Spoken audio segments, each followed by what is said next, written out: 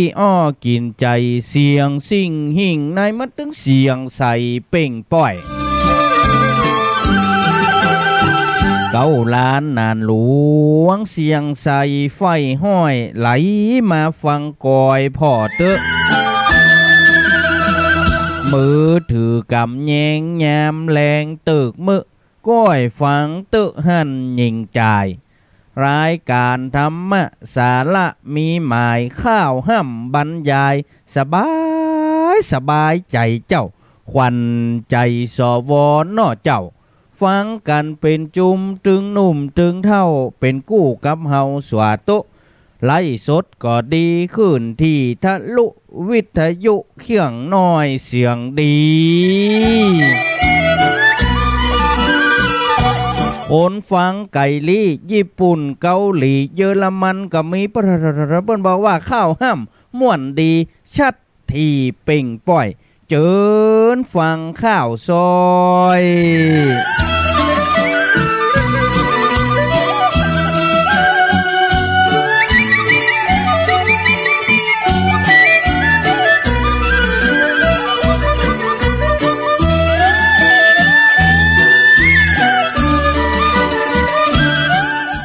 ขอ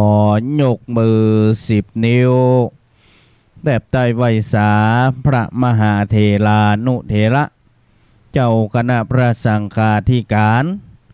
ครูบาอาจารย์จุตนจุองค์โดยความเคารพขอความผาสุกความเจริญในธรรมจงมีแก่ท่านผู้ฟังป่ออุ้ยแม่อุ้ยท่านผู้ฟังที่ฮักทุกคนทุกท่าน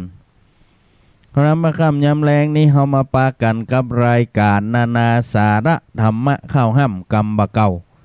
ดำเนินรายการโดยเก้าล้านกับนานหลวงห่านดังขึ้นสถานีวิทยุท้องถิ่นจังหวัดเชียงใหม่ขึ้นพระพุทธศาสนาและจริยธรรม FM 96.0 เมกะเฮิรตซ์ออกอากาศณห้องส่งวัดยังกวงกาดก้อมประตูเชียงใหม่ท่านฟังที่รับฟังดังขึ้นสถานีวิทยุขึ้นพระพุทธศาสนาและวัฒนธรรม FM 104.5 เมกะเฮิรตซ์ของวัดฝ่ายหินตำบลสุเทพอำเภอเมืองจังหวัดเชียงใหม่ท่านฟังได้รับฟังดังขึ้นสถานีวิทยุในลิงก์สัญญาณเครือข่ายมะค่ำยำแรงนี้แห่มหลายสถานีแห่มหลายพื้นที่โดยออกอากาศทั่วจังหวัดภาคเหนือตอนบน8จังหวัดรวมไปถึงท่านผู้ฟังที่ฮักทุกท่านที่ติดตามรับฟังทางเพจข้าวห้ำเกาลานนานหลวงผ่านทางเพจ Facebook ไลฟ์สดข้าวห้ำเกาลานนานหลวงทุกคนทุกท่านมะค่ำยามแรงนี้กินข้าวน้ำข้าวแรงกันกับอย่างหาฝนตกก็อากาศร้อนอวมก็ได้กินแกงเห็ดแดงละกา ก็ว่ายังบ่ได้กินแกงเห็ดแดงเตื้อ เอาว่ากินข้าวแรงกันกับหยังมะค่ำยามแรงนี่มาปะกันแหมแล้วเนอะเสียงดังแจ้วบ่แจ้ไผที่ไหนฟังท่านผู้ฟังที่ฮักไว้วันนี้เป็นวันศุกร์สุดสัปดาห์วันพรุ่งนี้วันเสาร์เที่ยงจนถึงบ่ายโมงเนอะปะกันแหมกับรายการข้าวห้ำกำบะเก่าเกาลานนานหลวงขออนุญาตประชาสัมพันธ์สักน้อยเนอะเจอท่านผู้ฟังป่ออุ้ยแม่อุ้ยแฟนคลับรายการข้าวห้ำกำบะเก่าทุกคนทุกท่าน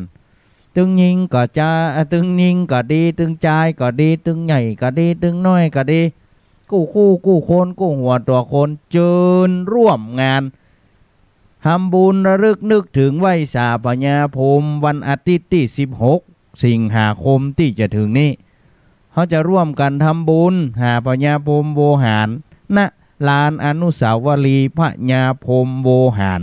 หน้าวัดสวนดอกอำเภอเมืองจังหวัดเชียงใหม่เขามีนัดกันวันอาทิตย์นี้ที่หน้าวัดสวนดอกเด้อท่านผู้ฟังที่ฮักทุกท่านแฟนครับรายการข้าวห้ำกำบะเก่าเขาได้นัดหมายกันแล้วว่าไปปะกันที่หั่น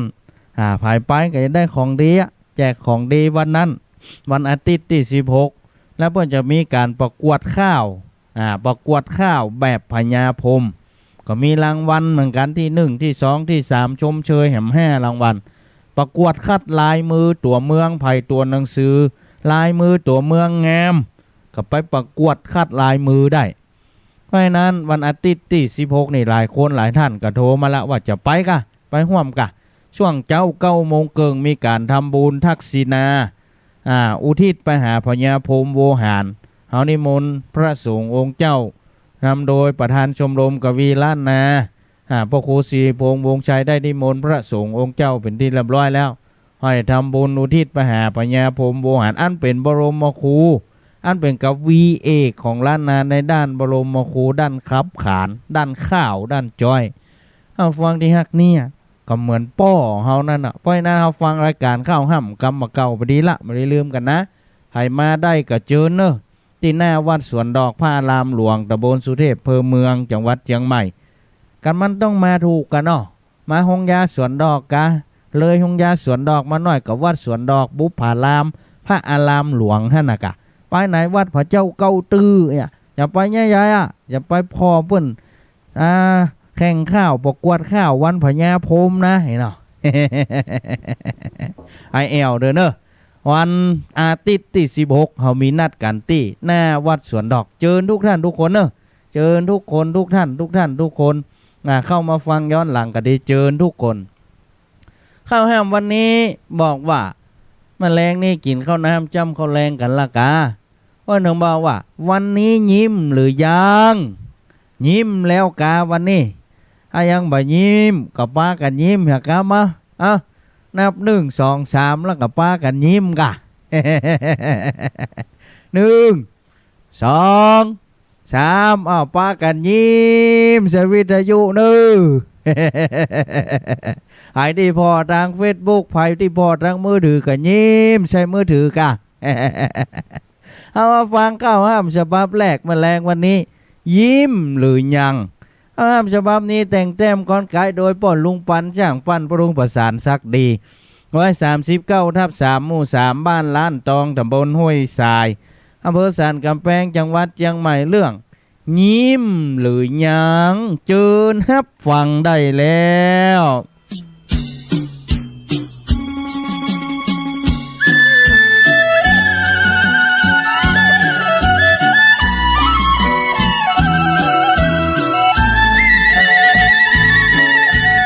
ยิ้มแล้วกา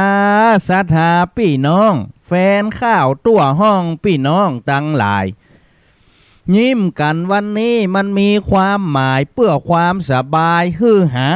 ยความเศร้า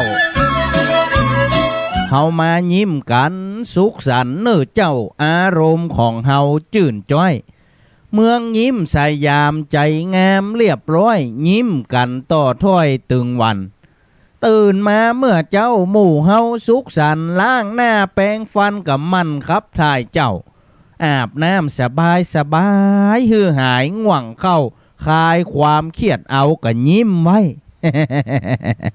ให้บ่ยิ้มก็ยิ้มกะถ้าบ่ยิ้มก็จะฮื้อยิ้ม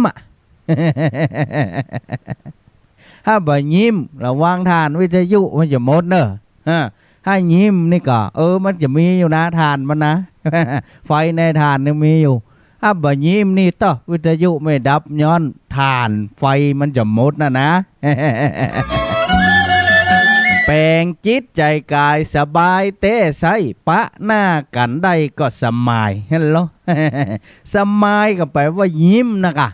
ตักตัวยิ้มไว้ถึงบ่ได้เสียหายปะกันสบายกายกันไก่ใกล้มันยิ้มฮื้อกันผูกพันใจได้สยามเมืองไทยถิ่นแคว้น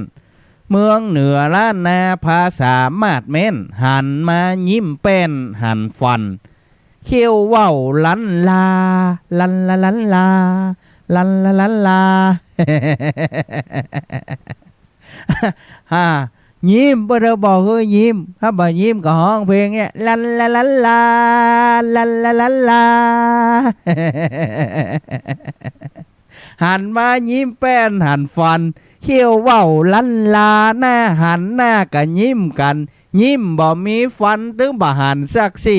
ก็เพื่อนถึงบอกว่าใส่แมบโอ้ย มายิ้มส่งกันสำคัญแต่ความรู้สึกดีก็ยิ้มมา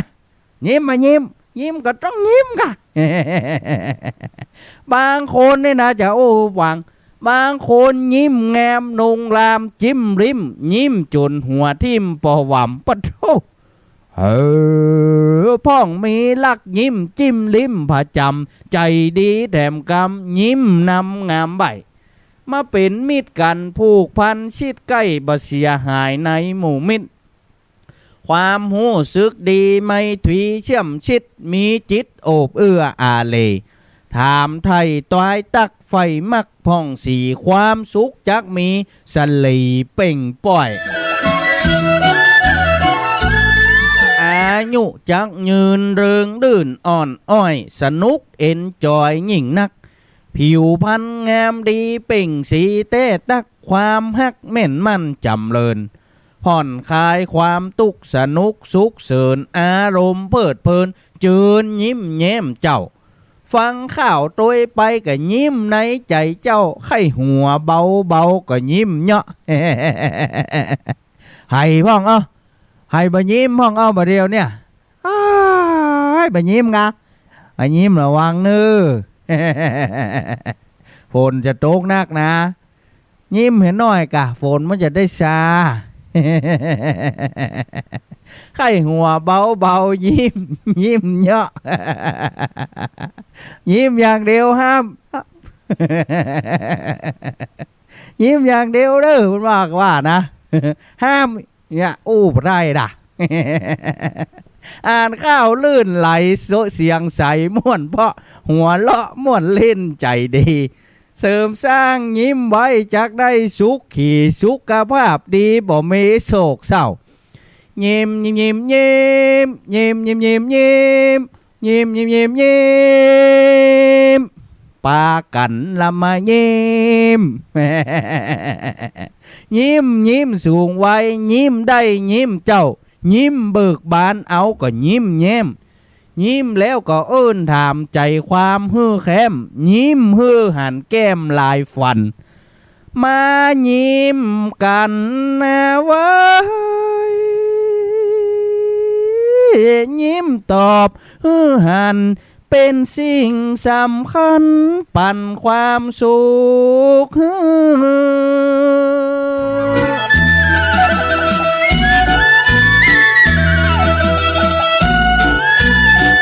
ยิ้มมีไมตรีจิตดีเป็นตื้อยิ้มฮือโลกลือลอยยิ้ม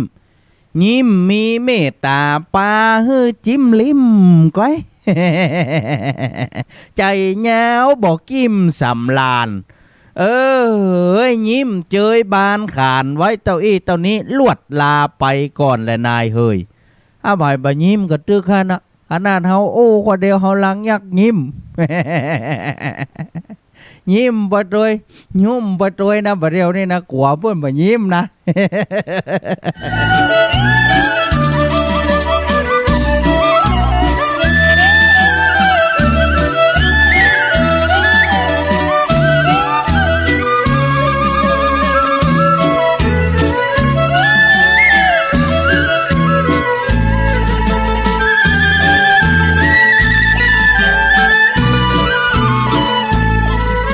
ไปเข้าห้ามเรื่องยิ้ม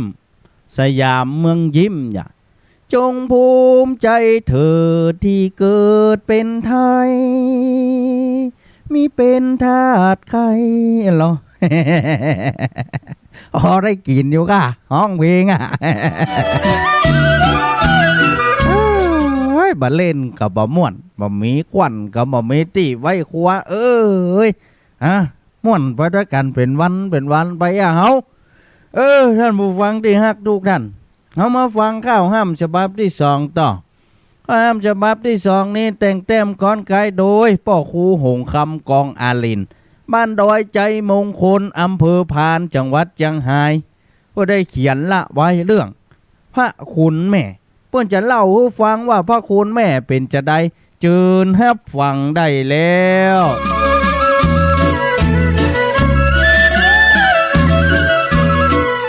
ฟังเตอะหนอข้าวซอลุงน้อยบัดใจน้ำอ้อยกำอู้บะหวานสุแมนพี่อ้าย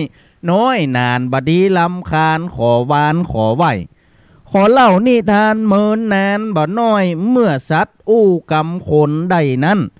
เมื่อพระเจ้าเฮาเกิดเอาจาดนั้นโพธิสัตว์หันคาวีเป็นลูกงัวนั้นมีจันมีสีแต่กำยังมีป้อตายภาคข้างแม่ปลาแอวไผแม่ปลาแอวไปตามไผเถื่อนกว้างบ่ฮือห่างต่างภาคปัดแม่งัวเอ็นดูคาวีลูกฮักผู้เป็นกำพร้าบิดาอุตสาห์กล่อมสิกล่อมเลี้ยงบ่ฮือแห้งตาจนเทิงเวลาในวันหนึ่งอันแม่งัวได้ลงในพงสอดดันปัดปากกับอันลูกฮักหนูเมาหนัวเล็มแย่หวานจนได้ภาคปัดกับตัวลูกเจ้าคาวีไปปะเสือหายตัวมีศักดิ์ศรีนางกลัวลิทีอินทรีก็บะตั้งแม่เสือเข้าขวางโหนทางกีดกั้นจะฆ่าจะฟันบั่นเนื้อแม่งัวอ้อนวอนว่าเจ้าปี่เจื้ออย่าฟังกินข้านอนายก่อนตี้ข้านี้จะถึงตี้จะตายจะขอไปส่งนมลูกเต้า ข้าไปบ่เมินแม่เสือเป็นเจ้าลูกเต้ากินนมจะปิกแม่บ่ต้องกลัวเรื่องอันตุกติกกับขอกับตันได้ขุนนาฝ่ายแม่เสือนั้นมีความเมตตาปล่อยแม่งัวมาหาลูกในไส้แม่งัวก็ดีใจล่นไปกับบะไก่บะไก่ปะใส่คาวีลูกฮักนางได้อู้จากรรมมาปากตักกับตัวลูกน้อยคาวีว่าแม่มีข้อหายถึงไม่มองสีตัวแม่นี้กาปะใส่เสือเท่าเสือจะกินจิ้นแม่ของเจ้าแม่ขอพัดเอาก่าวจี้ขอมาป้อนนมเพื่อตัวลูกนี้อิ่มแล้วกับแม่เจ้าขอไปตั้งแต่วันนี้อย่าได้เอวไก่แม่นี้อะไรหาใจลูกเต้าแม่นี้เป็นไปไผอยู่กับเจ้าไผจะบรรเทาเดือดร้อนบ่มีไผในต่างใดพวกพ้องป้อเจ้าก็เสี่ยงจีหวังเกิดว่าเฮานี้คงมีเวรกรรมขอเจ้าใจรามอย่าทำโศกเศร้าแม่ขอลาไปเนื้อนายลูกเต้าแม่เสือรอเอาแม่แล้วจาดหน้าจาดไหนอย่าได้กาดแก้วขอเป็นแม่เจ้ามารดาถึงเวลาแล้วแม่ต้องไปหายังตัวเป็กขาพญาเสือเท่าเพชรจับเปิ้นห้องพญาคาเนาะเป็กขาพญาเสือเท่าปลายปั่นตัวคาวีหน่อเน่าเอ็นดูแม่เอ็นดูมารดาแม่ไทยขอตัวไปแม่อย่าห้ามไว้ขอตายตอบสายแตนกุลพระคุณแม่ไทยเคยได้อุดหนุนแม่มีบุญคุณป้อนนมป้อนหญ้าฟังล่นตัวหากลัวแม่ถูกฆ่าอ้อยเลยขวางหน้ามารดาแม่ไว้แล้วอ้อนวอนเสือข้าขอรับใจจิ้นข้านี่หวานได้ลำดีแม่ข้านี่เท่าแล้วเนื้อหนังกะบะมีขอไว้ชีวีของตัวแม่ข้าแม่เสือได้ฟังยังกำหน่อล่าได้ออดอ้อนวอนมาอย่างนั้นก็เลยเกิดความเอ็นดูคาวีหน่อจันมีใจเตี้ยงมั่นแตนกุลลูกไผ่อย่างนี้หูได้เกื้อหนุนหูตอบแตนกุลตึ้มบะกลัวคว่ำหน้าตอบกุลมารดาเถิงตัวถูกฆ่าก็ได้หันมาเตือนนี้แม่เสือก็เลยขุนนาได้จากก้าวจี้ปล่อยแม่ลูกได้ไปดี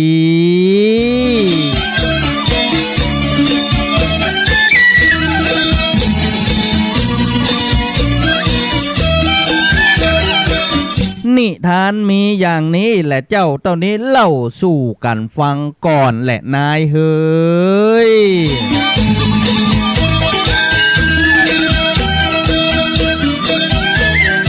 นี่เปิ้นฮ้องว่าข้าวพระคุณแม่แต่งแต้มก้อนไก่โดยพ่อครูหงคำกองอลินบ้านดอยใจมงคลอำเภอพานจังหวัดเชียงรายได้แต่งแต้มก้อนไก่ไว้โอ้นี่แหละเปิ้นฮ้องว่าความเมตตาที่มีต่อกันท่านฟังที่ฮักทุกท่านเปิงเปิ้นมีกะหนูกินน้ำนมแมวอ่ะเนาะแล้วก็งัวกินน้ำนมเสืออ่ะมันก็มีแต่รู้เนาะ โอ้เป็นว่าที่มาจะอีกอะนี่ล่ะความเมตตาที่มีต่อกันเพราะฉะนั้นนี่ล่ะเป็นสิ่งที่ดีที่สุดความเมตตาความ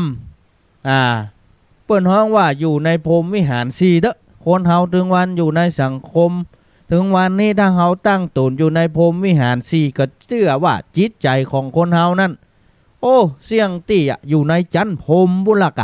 เปิ้นถึงว่าพรหมวิหารสี่เมตตากรุณามุทิตาอุเบกขามีความเมตตา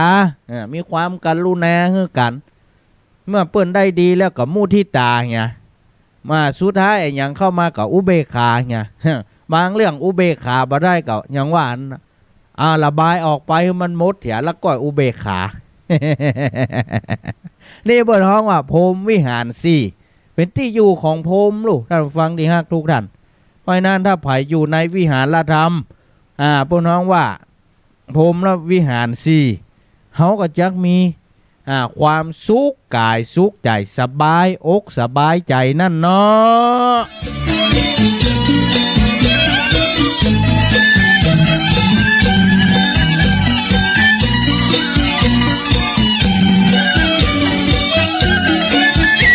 ฟังข้าวห้ามช่องสบับไปแมลงวันนี้ตึงยิ้มตึงเมตตาตั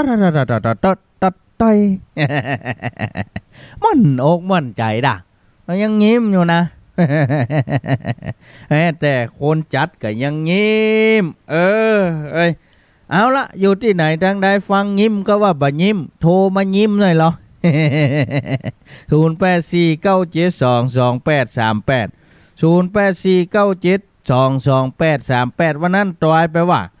ปริศนากรรมตอยไปว่าอันยังไปถึงหมู่อยู่คนเดียวคำตอบก็คือไปเผาศพถูกต้องแล้วเนอะปริศนากรรมตอยวันนี้เขาจะถามว่าอันยัง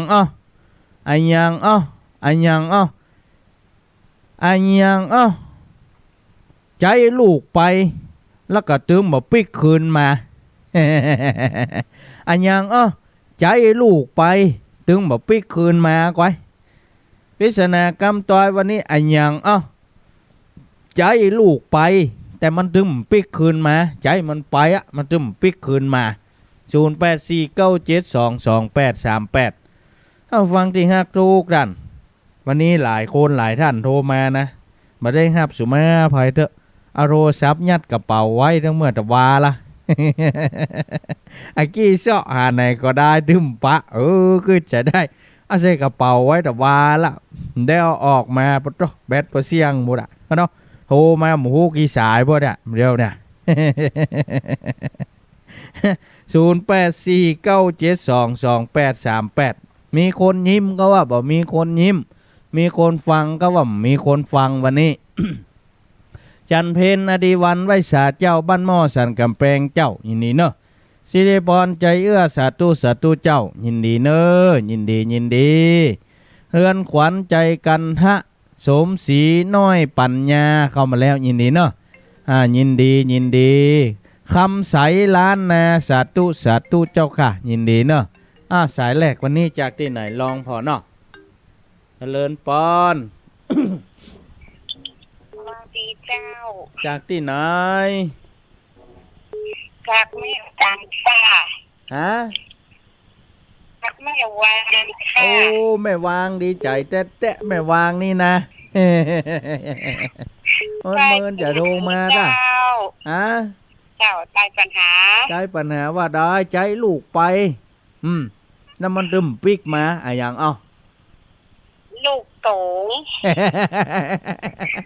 เจ้าอีกาไม่วางนี่เน็ตเหมือนกันได้ได้ยินชัดดีเจ้าได้ยินชัดดีเนาะฝนตกหน่อยไม่วางไม่วางนี่บ้านอย่างหาบ้านกลางดงบ้านกลางดงบ้านกลางดงกะเจ้ายินดีจัดนักเนอะเจ้าวันนี้วันดีเนาะต้องยิ้มแย้มยิ้มแย้มกะมันต้องยิ้มกะยินดีเนอะบุญรักษาเนอะบุญรักษาเนอะบุญรักษาแม่วางบ้านกลางด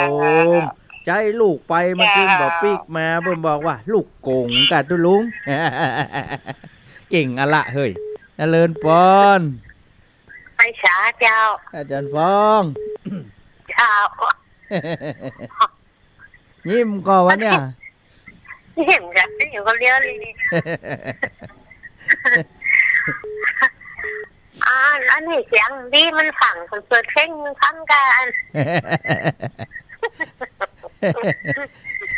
ร่างกาย ฝนตกก่อนโดยปัญหาว่าไรตกถ้าเป็น ลู ลู ก กโกงกา อีกาทั้งเจ้โหมลำปางลูกโกงนี่ดีจะนักเนอะแม่จันฟองเนอะ เจ้าได้กินเฮ็ดก่อน ฮะ ไม่กินเฮ็ดก่อน ยังไม่ได้กินเฮ็ดจ้ะนะ โอ้เฮ็ดเจ้าโลเฮ็ดเจียวโล โอ้ออกแล้วเนาะดังปุ้นเนาะ ร้อยเจ็ดทิศโลนึง โอ้ลำกะแกงมันหวานดูเนาะออกใหม่เนาะ แหม่มแกงต้มกับน้ำพริกจะไข่ อันกันลำกันหมดอะลำยินดีจะนักเนอะแม่จันฟองยินดีบุญรักษาแม่จันฟองเจ้โหมลำปาง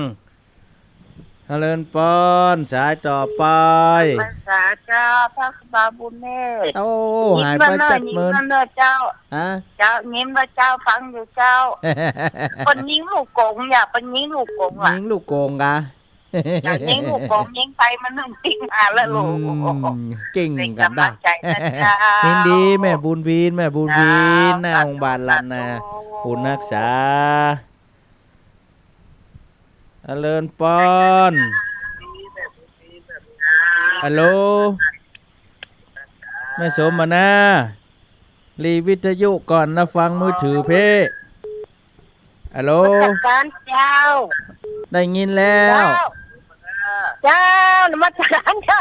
ว่าจะฮือ ฟังมือถือกับเจ้า ฟังมือถือกะ เจ้า จะต้อยพิศนากรรมต้อยก็ว่าจะฮือกำลังใจ คือกำลังใจด้วยแล้วก็ใจปัญหาด้วยเจ้า ต้อยปัญหาว่าจะฮือฮัลโหล ใจปัญหาเจ้า ต้อยปัญหาว่าจะฮือ ลูกขุงเจ้า ฮะ ลูกขุง ลูกกุ้ง จะติดกระติบันอิงวันนั้นน่ะ อีกายินดีเนอะยินดีแม่สมบันาบ้านที่ละปูนยินดีบุญรักษาลูกกุ้งอ่ะ เลินปอน เจ้า ฮะ เจ้า จากไหน อยู่บวกแห่เจ้า บวกแห่โอ้ถ้าเอาใส่แหมแห่ก็เป็น10ละกะ เจ้านั่นก็ใจปัญหาด้วยแล้วก็ให้กำลังใจด้วยเจ้า ได้ปัญหาว่าได้ ใช่ว่าลูกโกงนะเจ้า ลูกโกงเนาะ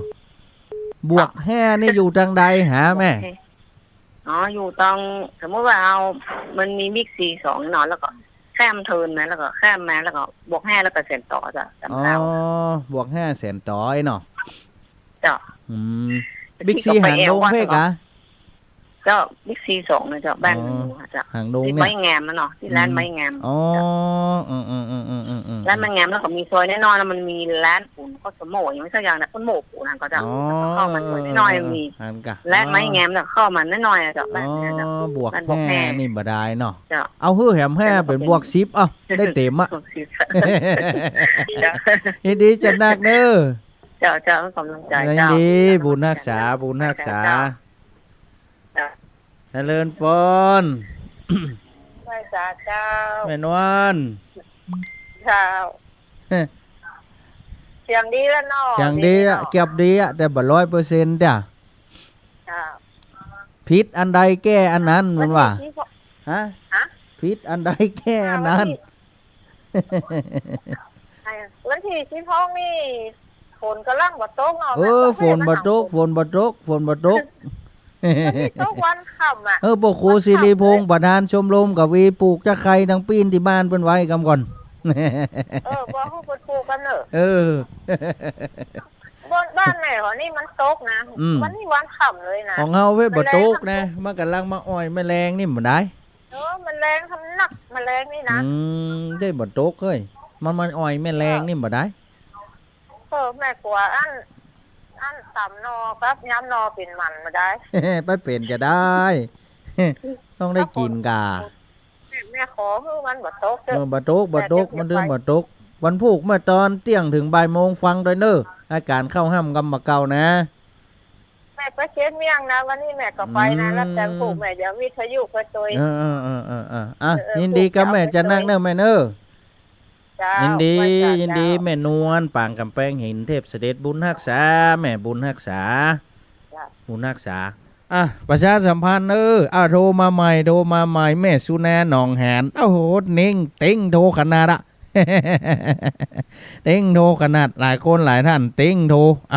แหมได้แหมศึกษาอยู่นะ0849722838วันอาทิตย์